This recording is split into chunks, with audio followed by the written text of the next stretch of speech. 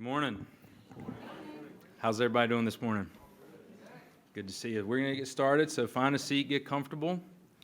I'd like to welcome you this morning to Forsyth Technical Community College's first ever firefighter cadet graduation.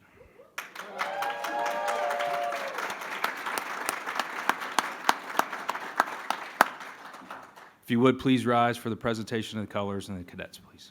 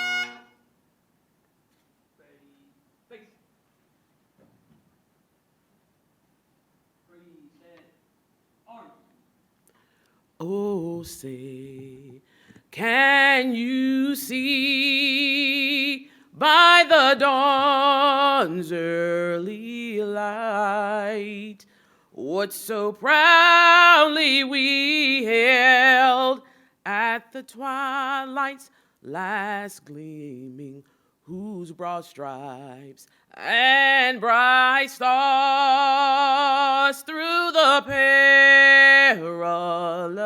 fight over the ramparts we watched were so gallantly streaming, and the rocket's red glare, the bombs bursting in air, gave proof through the night that our flag was still there. Oh, say, does that star-spangled banner yet wave over the land of the free and the home of the brave? Order, order.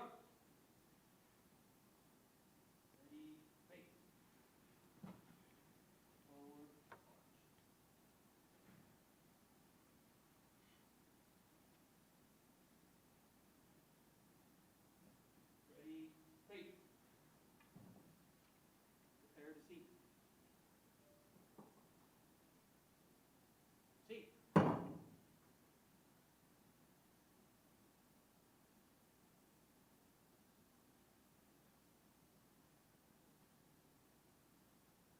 Ready, face. Forward, march.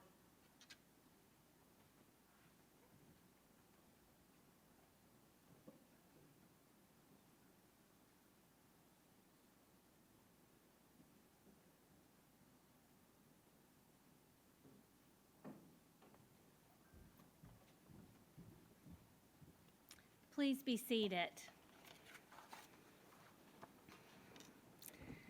Wow, I don't know how to come after bagpipes and an amazing rendition of our national anthem like that.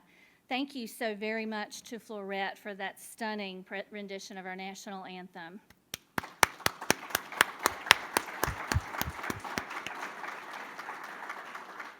Hello and welcome to our very first Forsyth Tech Fire Academy graduation. I want to thank especially the Winston-Salem Fire Department Honor Guard for the presentation of our colors this morning, and again to Florette Gregory Phillips for that stunning rendition of the anthem. My name is Janet Spriggs, and it is my great privilege and honor every single day to serve as the president here at Forsyth Tech. Today, it is an especially great honor to be able to welcome all of you to the very first graduation ceremony for our Fire Academy, and to celebrate the 8 amazing men and women graduates that you see to my left. I say it is an honor, and it truly is. I think about what you will all go on to do and how you will help and support people in their most difficult circumstances, things that they can't imagine having ever to face. And I'm inspired by that and by each of you this morning. I'm inspired by our Forsyth Tech students and graduates every day, because so many of them go on to do that critical life-saving work that we all depend on, like our nurses, our law enforcement officers, our paramedics, and so many more. And of course, our firefighters, who are among the top of the list when it comes to bravery and service. I would like to thank our Dean of Public Safety Technologies, Conrad Walsh, for his hard work and dedication in developing this first ever Fire Academy and giving you all the hands-on training that you need at our Northwest Forsyth campus in King.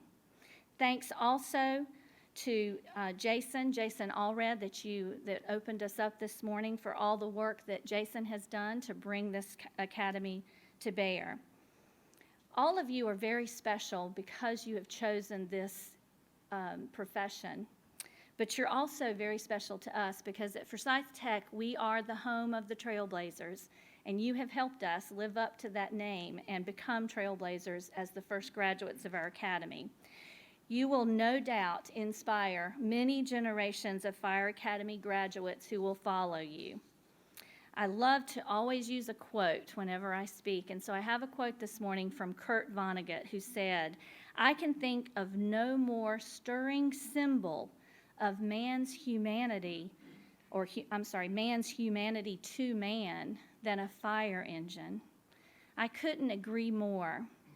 That symbol of humanity, kindness, and courage that it takes to do what you all are going to do is certainly unparalleled. And I can think of no one that I'm more proud of today than each and every one of you. So I'll conclude my remarks today by offering one more round of congratulations to the first ever class of Forsyth Tech Trailblazing Fire Academy graduates. Please join me.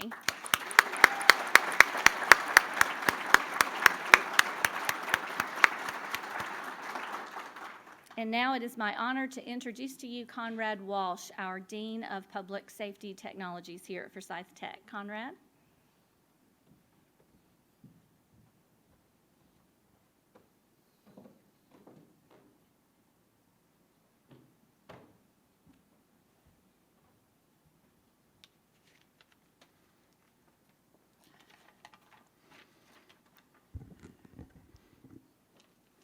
Thank you, Dr. Spriggs, for those great words of encouragement. I very much appreciate that.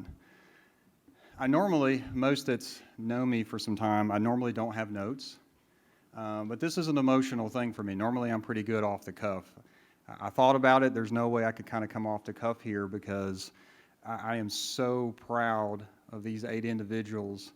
And I remember January 24th like it was yesterday. We've been talking about that. It's like time flies. But you're sitting here today, and it's August the 9th. They started their first day of class January 24th. Can you remember what you were doing January 24th? I can't. Wait a minute, I can, because I was there that morning inviting them into class. Look at the smiles that they had. They didn't know what they were in for. But they persevered. Each one of them persevered. I'm going to let Jason Allred, who is our Fire Academy director, really give you the overview when he gets up here. It takes a village, and I know that's kind of, you hear that when people say that, and it really does take a village to move. As Dr. Spriggs said, this is our first ever fire academy. When I took the position as Dean of Public Safety, we talked about it, we theorized about it, we tried to figure out how could we make this work. But we have such a great group in public safety and the entire college. And that dream was realized by the hard work by a lot of people. So I'll kind of start out and say my name is Conrad Walsh, as Dr. Spriggs said, and I am very privileged to be the Dean of Public Safety Technologies. I'm fortunate, very fortunate, to step into this role with the best public safety team in the state. And I will say that bar none. They are second to none. They absolutely are the best. And that was the awesome thing that we were able to bring to bear in this first class, is you had the best cadre, the best coordinators, and the best instructors. But beyond that, there was a lot. I'd like to thank Dr. Spriggs and members of the ELT. There was a lot of conversations at the beginning, what we needed. The infrastructure is immense to get an academy started from nothing. And it took everybody in that. Senior Vice President Dr. Alan Murdoch, he oversees our division. And, we had a lot of conversations at the beginning about what the Fire Academy would look like, and tried to come to bear and helped us see that vision through. For SciTech Cares, the foundation, there was so many people, and I know it's hard to sit and we think about a few people kind of running the program. I'm the cheerleader, I'm the support person that tries to help put things into place, but there were so many people in this college that actually believed in this, to get this going. So it would be hard for me to name them all out, but I will definitely say that the entire Forsyth Tech Community College had a hand in this graduation and had a hand in this academy. And I will honestly say that getting these 8 wonderful firefighters to the finish line was that combination. And I know while you were studying and going through and PT, and Jason will talk about all the fun things that you got to do over those 6 months, there was all the things that were working in the background. But they were working in the background because student success is our #1 piece. We want to turn out the best firefighters, period. And that's what we have right here. We have 8 of the best firefighters. And that's very special. I'm trying not to be emotional about it when I say it, but it's a very emotional piece. Somebody who's spent their life in the fire service, to see you starting out in your career and knowing that this college had a hand in getting you started in that career is awesome. I also want to put a big thank out to Forsyth County, the Forsyth County Fire Department, the Winston-Salem Fire Department, the fire departments of King, Louisville, Clemens.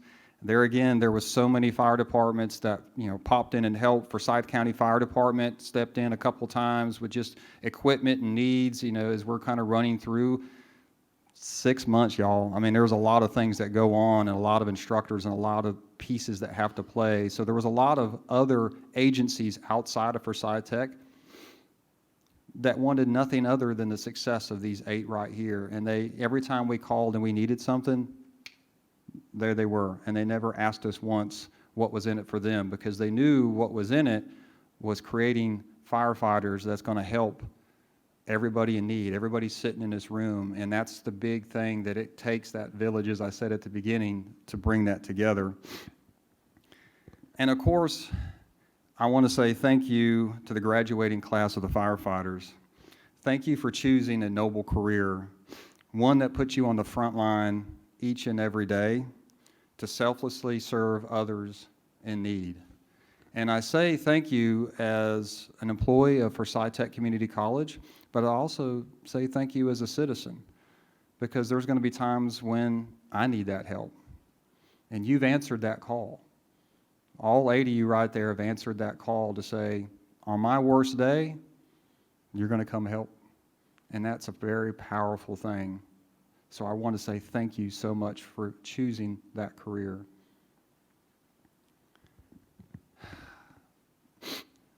So our next speaker is a gentleman that has the monumental task of overseeing the fire and rescue training for all 58 community colleges.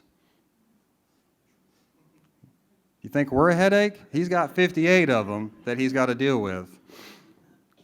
He serves as the public safety training specialist with the North Carolina Community College System in the systems office, and he helps us guide through all the different fire and rescue and emergency management programs that there is to offer. And I don't know, that list is how long? It's 80-some programs, and he has to be fluent in that and be able to help all 58 community colleges. And he had a hand in this class too, because there was questions we had at the beginning about how certain things run, how do we do certain pieces.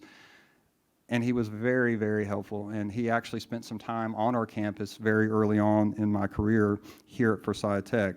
He also has a long background in the fire service and has a very deep heart for those who serve. So please give a warm welcome for Kenny Wetherington.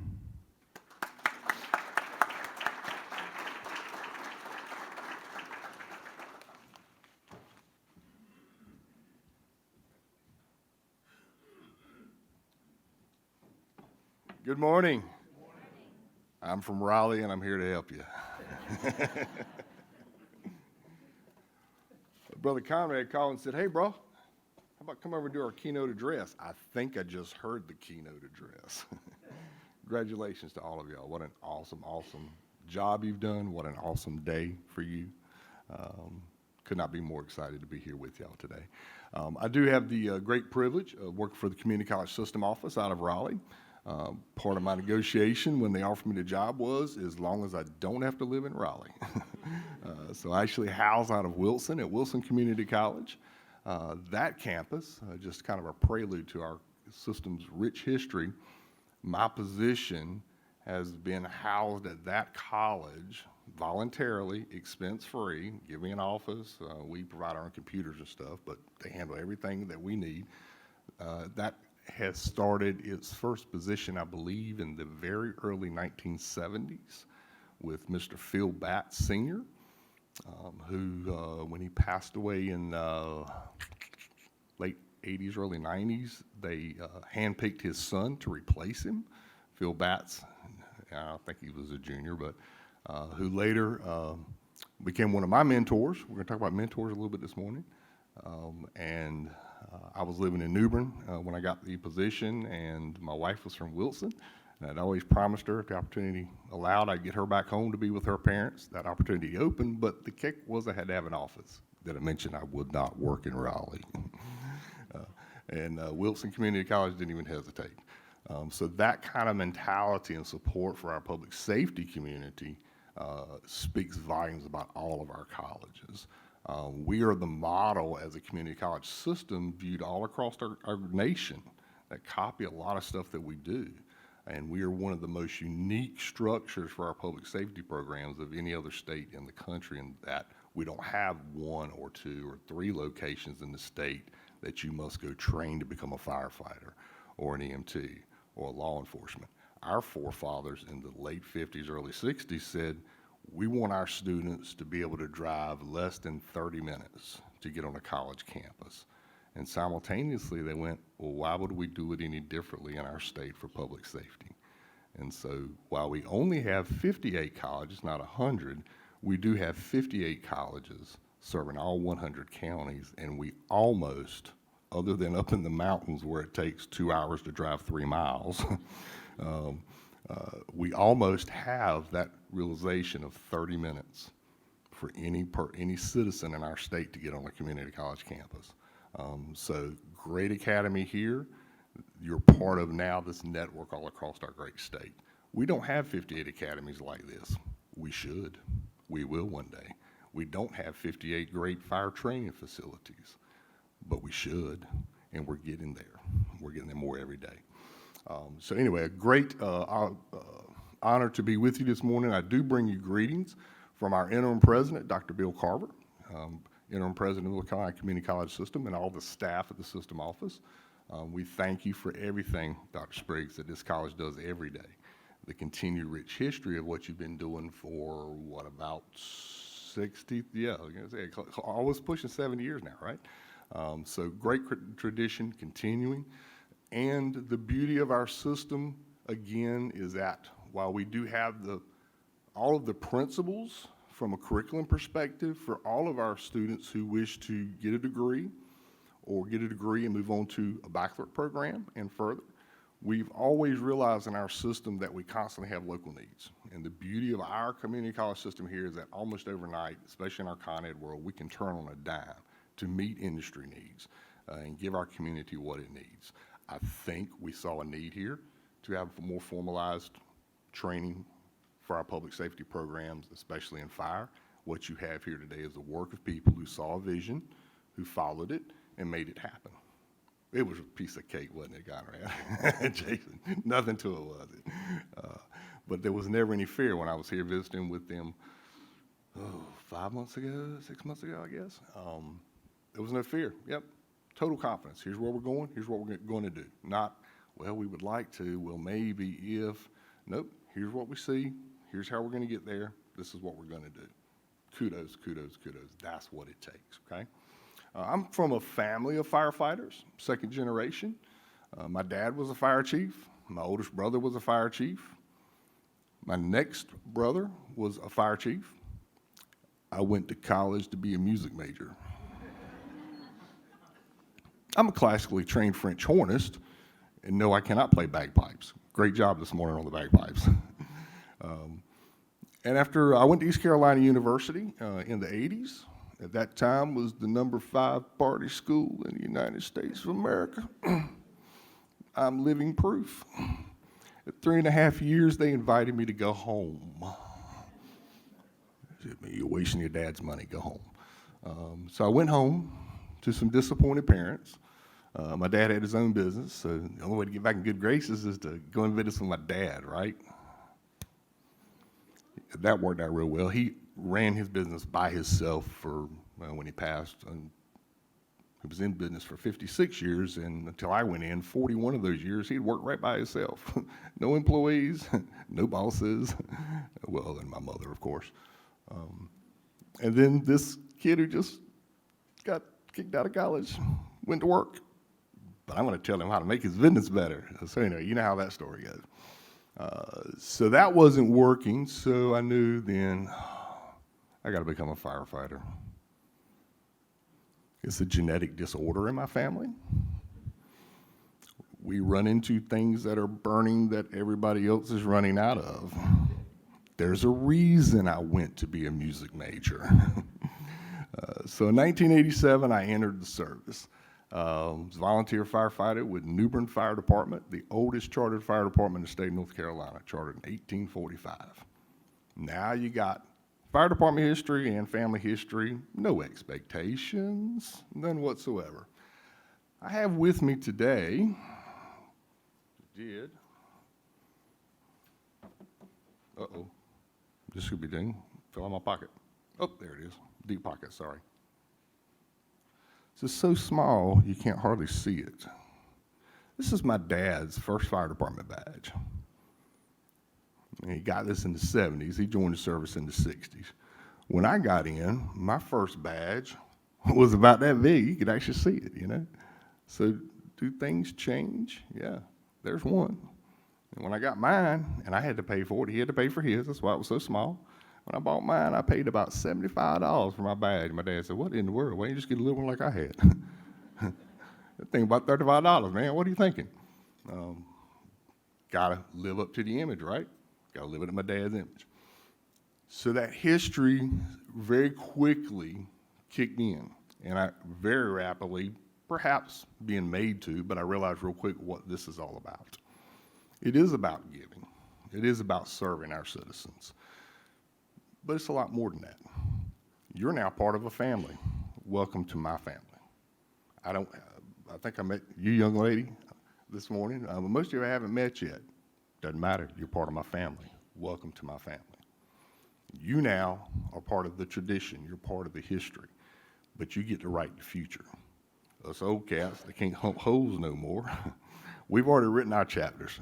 Our book didn't have an ending, but we're done. many of us, I am, I'm getting my check every month, baby. Worked hard for that little chunk. You get to take over now. You get to write the next chapter. And you're going to mentor those who will write the chapter after that, who will mentor those that write the chapter after that. That's how our family operates. So welcome to the family. Do us proud. On 9/11, I guess I will say I had the honor, but when 9/11 occurred, I was the chief of Newbern Fire Department. My son was just over a year old, was at daycare. My wife was actually homesick from school. She was a school teacher. She was homesick that day. And a friend of mine called me and says, "Your television on?" I said, "Nope, getting ready to out the door, going to work." And he went, "You better turn your television on." So of course, we all know what happened. So after immediately getting my wife saying, "Go get my son, bring my son home, get him home." As a fire chief, I had a city cell phone, and within an hour and a half, my cell phone started blowing up. Not just from my family and my fire department, but my extended family and the county fire departments. "Chief, we know if there's a call, you're going to New York. We're right there ready to go. My go bag's ready. Let me know. We got to go, we go." It didn't strike me at the time because it didn't surprise me, but as I'm getting old now and getting mellow, and I think back on those things, that's where this tradition comes from. Why in the world would a bunch of Rooster Poot volunteer firemen from New Bern, North Carolina, ever think about going to New York City in the midst of something like that? We didn't know these guys. They were part of our family. We'd do anything for our family, okay? That's the tradition you're taking on. Keep that tradition alive. Keep it going. So I mentioned my son, born in 2000. It's easy to remember how old he is, because I can almost do math with my shoes on. At 12 years old, I guess, we lived in New Bern, which is 25 minutes away from Cherry Point Marine Air Station. And 12 years old, I took him to the air show. And he got to go sit on all the military equipment, and he got to see his first Marines. And a couple days after that, he said, "Yep, Dad, that's what I'm going to do. I'm going to be a Marine." That's so cute, son. That's the cutest thing I've ever heard. God, please don't let him be a Marine. We moved in 2014 to Wilson. He immediately got in the high school ROTC program. And the next 4 years of his life, he did everything he had to do, including grow, lose weight, bulk up, become a man who can whip Dad's butt. He's very proud of that, so that he could be a Marine. And he did a little delayed entry, but at 19, he entered the United States Marine Corps, went to Parris Island Boot Camp, and survived.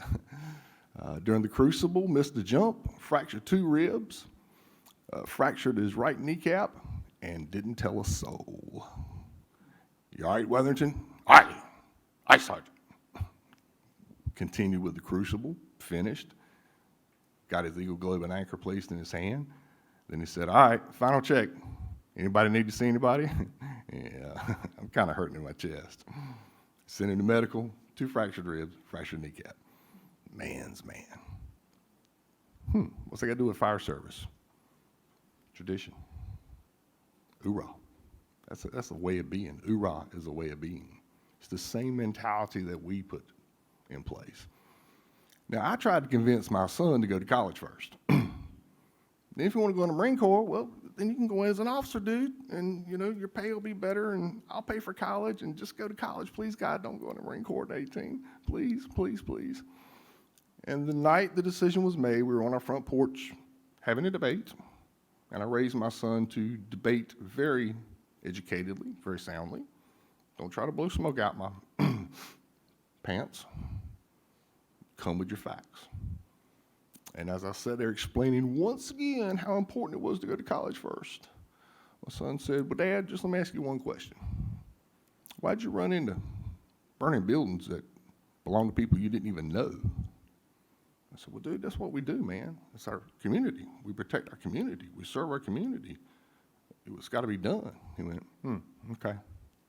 So you're telling me to serve my community, but you're telling me not to serve my country. Debate lost. So 2 nights later, the Marine recruiter's sitting at my kitchen table, and I'm signing paperwork to send my son away. Today, my son is United States Marine stationed at Quantico, Virginia, as a military police officer, public safety at least. I wanted a firefighter, didn't quite get it yet, and is assigned to the Presidential Helicopter Squadron. I'm not proud much, but that mentality is the same. What you just went through was kind of paramilitary, wasn't it? Did you get to do what you wanted to do? Didn't have to do no PT, did you? None at all, I'm sure. We are paramilitary in the way that we do. And a lot of the traditions that we have are very similar to that. What we do in the worst of our experiences is, in fact, battle. It's a battle with fire. It is a matter of life and death. And every time you go into that situation, my life depends on your life, right? I've never had any expectations about who can or cannot be a firefighter. Can you do the job? And if I'm in trouble, can you save my life? Backdraft was, you go, we go. Well, I don't like that because it's so sad, but that's the reality. In order for me not to go, you have to be there for me. You have to make sure that I can survive. That's our duty, that's our job, and that's part of that family, right? The community college system, just a brief thing before I wrap up. Community college system, I have to talk about it, that's why I'm here, right? Was created by some very intelligent folks with some great, great visions. We've already alluded to that. We need this educational system for our citizens. We're moving right after World War II from an agricultural-based economy more to an industry-based economy, and our state had to make that transition. And we knew that we were going to have education to get there. And so that was the mindset of the folks who came up with our system as it has turned out to be today. When it first came about, probably early 60s, we had these industrial education centers. We did have, I think, about 7, 8, 9 junior colleges, and then we had about 6 industrial centers. Guess who one of the first ones was? Dr. Spriggs, give it away. Winston-Salem, Forsyth, absolutely. Which today is this college. And because you transitioned, you don't do anything even close to what you originally did, right? Yeah, we still do. We train vocational trades. We actually train whatever you need. If our community needs something, our system has the ability to adapt and create that. This college has been a great example of meeting that student where they are, as Dallas Herring said, taking them where they need to go, take them as far as they can go. We meet you where you are, we'll take you where you want to go, and pave that path of how you get there if that's where you want to go. So the history here is very, very rich, and public safety is no different. My dear friend and colleague, Wesley Hutchins, who was here previously, known Wesley forever, and then worked with him on the State Advisory Committee. He and I were charter members of our North Carolina Community College System Fire Advisory Committee together, great mentor of mine. Met him years ago coming to the Piedmont Fire Seminars every year, great leadership training. Wilson Community College. When I got in the fire service, my dad told me, the first thing he told me, you're gonna be a firefighter, go to Wilson Community College for their live burn training. You'll find out one weekend whether you really want to be a firefighter or not. I came back that next week and was not sure I wanted to be a firefighter, and I had the burn-up turnout gear to prove it. So there's many folks in my life. There already have been some in your lives. There will continue to be folks in your life. They're going to be your mentors. They're going to tell you how wrong you are many times, because the older we get, the less we like change, but all things do change. There are 2 givens in life, right? Death and taxes. Well, there's actually 2 more. Nobody likes change. Nobody likes things the way they are. all the time. That's what you're going to battle. That's just human nature. Learn from the mentors, have a mindset to improve as you move through the service. If you don't improve anything, then you've not accomplished anything. I don't know everything. Everything I think I know is not perfect. There are things that I come up with in this job that people like Conrad, people like Jason will say, well, Kenny, did you think about? No, I didn't. That's how we improve. Always an open mind, dedication to the service, always look forward. Can it be improved? Always take it apart and tinker with it, and then put it back together. If it was perfect to start with, that's not a waste of time. That's verification. But maybe we find something we can do just a little bit better. Approach your new careers with that very thought process. In conclusion today, I want to share with you pretty much our honor symbol. What is this? What is it? Thin red line, right? What does it mean? Fire service? Okay. What else does it mean? Why do we create this? Why do we put it on the license plates on the front of our cars? In honor of fallen firefighters, right? Okay. So when we see this, if you see this symbol becoming very popular across our state, us firefighters love this on the front of our pick-em-up trucks. Looks real good, don't it? Until we get bugs on it. This is our symbol that says we honor those fallen firefighters who've given their life for us. This year, unfortunately, nationally, we very likely will exceed 100 deaths in our nation again. When I got in the fire service in 1987, the average number of firefighter deaths was over 100, a little over 100, about 102. We have done great, great, great things in my 30-plus years to lower that number, yet it still remains over 100 every year. So we have to continue. We're not there yet. Heart attack is still the leading cause, right? It was in your class, right? Test question, right? Yeah. Why? And we're seeing that in younger and younger people. We're seeing a lot of cancer stuff. Point being, not trying to bum y'all out, you must take care of your bodies. Take care of your bodies, okay? When I look at this, I see something different. I see my dad. I see his influence, his tutelage. I see a gentleman named Mr. Henry Sermons, who took me under his wings very early. As a firefighter, he was a county fire marshal, but I wouldn't be in the community college system today if it weren't for him. He led me down that path. When I became an instructor, I started teaching for him, and real quickly, I began to learn more about the college system, because I had to understand how to do the paperwork, right? And about 20 months after becoming an instructor, they called and said, hey, Henry's retiring. Interested in a job? So I ran my first program as a part-timer in Craven County. I see Henry and his influence on me, okay? Many, many others. So when you see this, always honor our fallen, but you remember this day. You remember what got you here. You remember these gentlemen, all the instructors they brought in, all the fire chiefs that supported you, all the fire departments. This is in honor of them as well. This is us. This is our family. Cool? Today, I and all those who came before you, and those of us who can't hump hose anymore because we're too old, we pass the torch to you. Make us proud. Protect our family. Pay it forward. Make our communities a safer place to live. God bless you. God keep you safe. If you ever need me, call me. Thank y'all very much. Good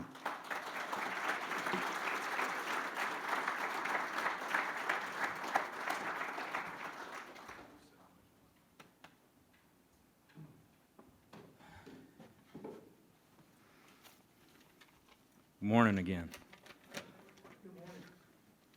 My name is Jason Allred. I'm the program coordinator for the Fire Academy for Forsyth Tech, and I am humbled here to stand before you to represent our cadre and our instructors for this academy.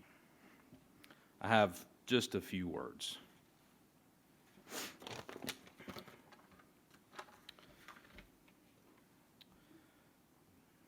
the culmination of your hard work and dedication is here today. Proud of you. I want to recap for the audience some stats that we've been through since January 24th. Show of hands, is anybody here new to the fire service, family members? Anybody got a brand new firefighter coming in? Okay, good. Some of you.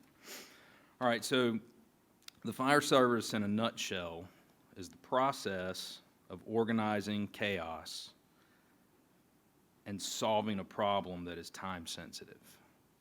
In other words, if you do nothing, the problem gets bigger or it gets worse. When we first started in January, we talked about command structure. How do you organize chaos? To get in the class, you had to bring me 4 certifications. Remember that?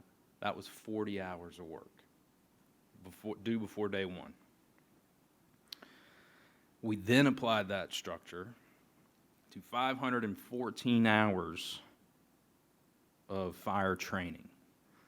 The science of fire, pulling hose, packing hose, pulling hose, packing hose, pulling hose again, packing hose back. Then we go to ladders, get us on the roof and cut holes to ventilate smoke issuing from a building. Got a few bumps and bruises on that one, didn't we? Yeah. We then asked you to rescue your own from a building. A few more bumps and bruises. One of our cadets here, Eli Thomas, he was asked, how did the fire academy go? And he said, no big deal.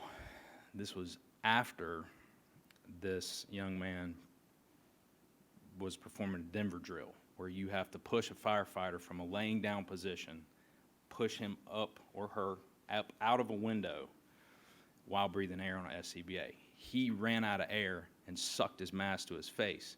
He crawled out of the drill area to a safe haven to the stairwell and then took his mask off. No big deal. That's double tough, bro. Double tough. Let's see. So from there, 292 hours of technical rescue, where you learn to tear apart cars with heavy-duty tools, jaws of life, cutting your cutters, spreaders, how to stabilize vehicles. And then we hooked you up to ropes and asked you to jump off a 5-story building. That's my favorite part. Love that one.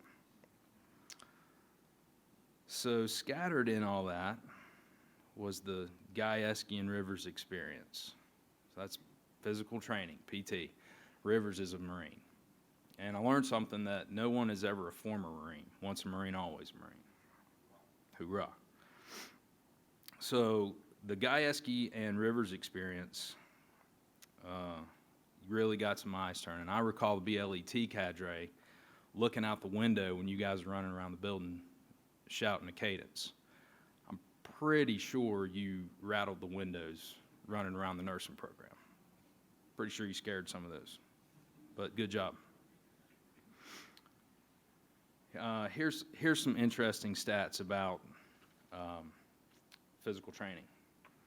We conducted 3 physical assessments throughout the training since January. The first initial physical assessment, we timed their mile run, push-ups, and sit-ups, vertical jump, and I might be missing 1 or 2. Some of you guys did 10 push-ups in 1 minute. Some of you did 15. Some of you showed up and did, 25 push-ups and 47 push-ups in 1 minute. On the third and final physical assessment, toward the end of this academy, ladies and gentlemen, every one of these men and women demonstrated double-digit percentage improvements in their overall strength and cardiovascular output. Some of you went to 50 push-ups in a minute. Some of you went to 50 and 60 sit-ups in a minute, and every single one of them reduced their mile run by more than a minute. That's super good.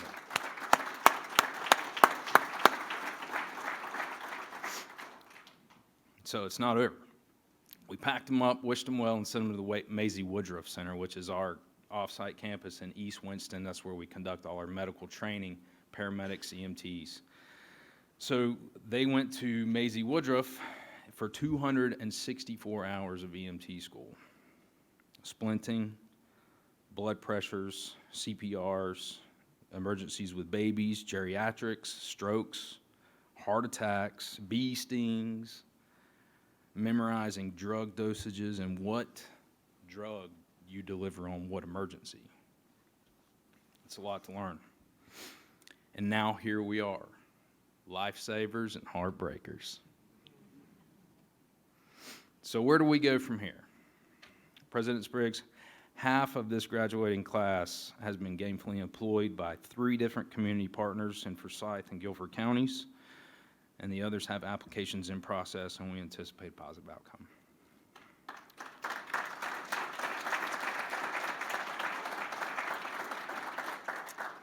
Is anyone here from Class 2?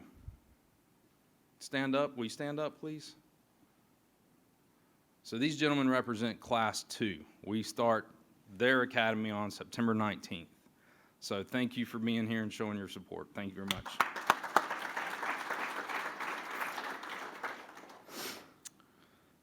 Let's see. So where do we go from here? This is the end of the beginning. You have a foundation that has opened doors for you to advance this skill set and this craft. It's things like specialty disciplines like hazardous materials, high angle, rope rescue, swiftwater rescue, officership. Some of you men and women are going to be chiefs one day. You guys remember me saying in January, we're going to see one, we're going to do one, and then one day you're going to teach one. One day I'd like to see some of you guys back here to teach the next academies. It is a humbling honor.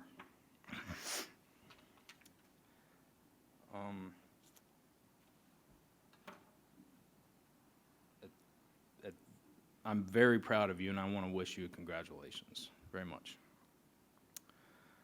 So at this point, I think we could start the badge presentations. So I can get some help from the delegation here. If I may, Dr. Spriggs, Dean Walsh, Dr. Murdoch, if you're so inclined, if you'd like or no.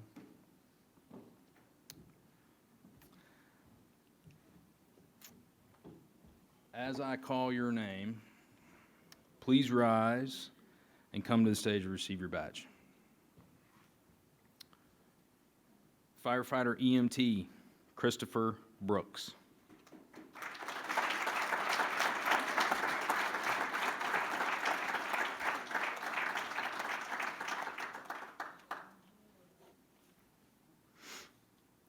Firefighter EMT, Matthew Caldwell.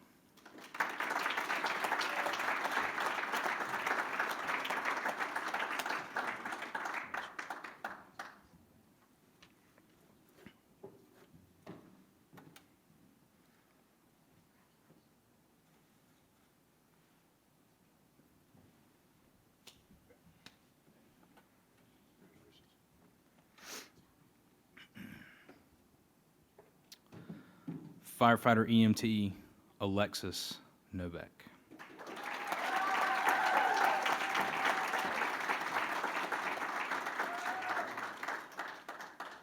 Firefighter Novak received a Student of the Month and had lunch with Dr. Spriggs. Congratulations, my dear. Very proud of you. And I was kind of hoping to see those shoes that were so famous at lunchtime.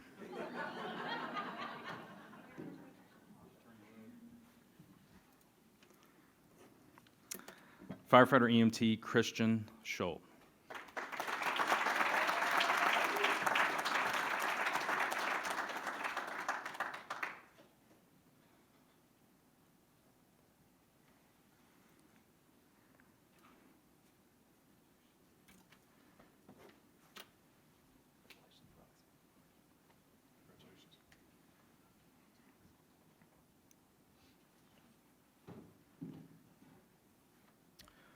Firefighter EMT Noah South.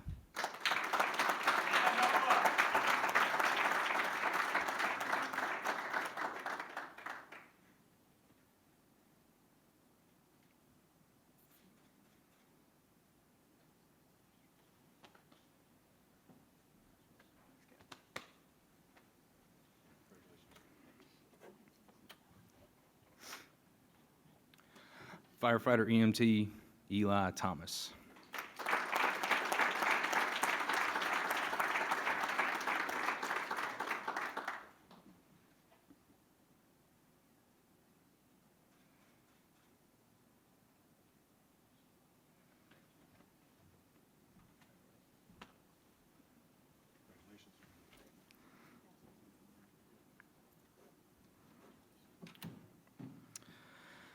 Firefighter EMT Michael Watts.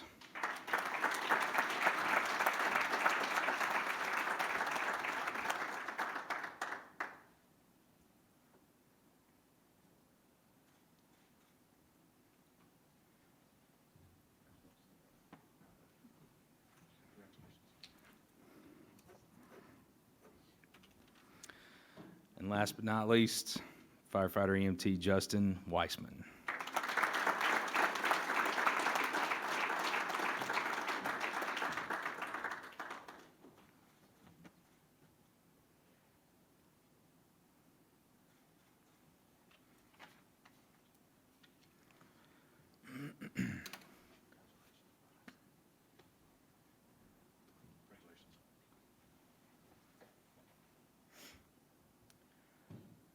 So at this time, I'd like to invite Christian Scholl up here for a special presentation. Dr. Spriggs, if you wouldn't mind, stay up here with us.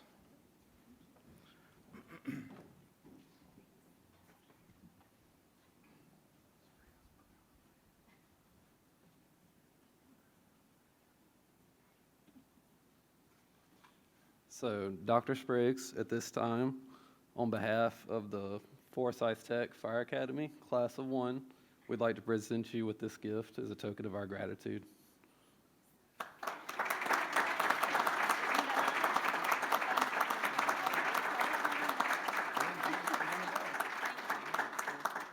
is beautiful. We now have our very own badge. It's the first time I've ever had a badge. It's wonderful. Thank you.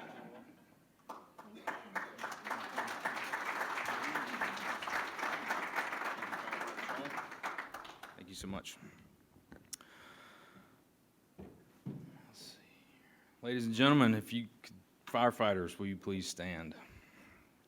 Ladies and gentlemen of the audience and delegation today, it's my honor to present to you the first graduating class for Forsyth Tech Fire Academy.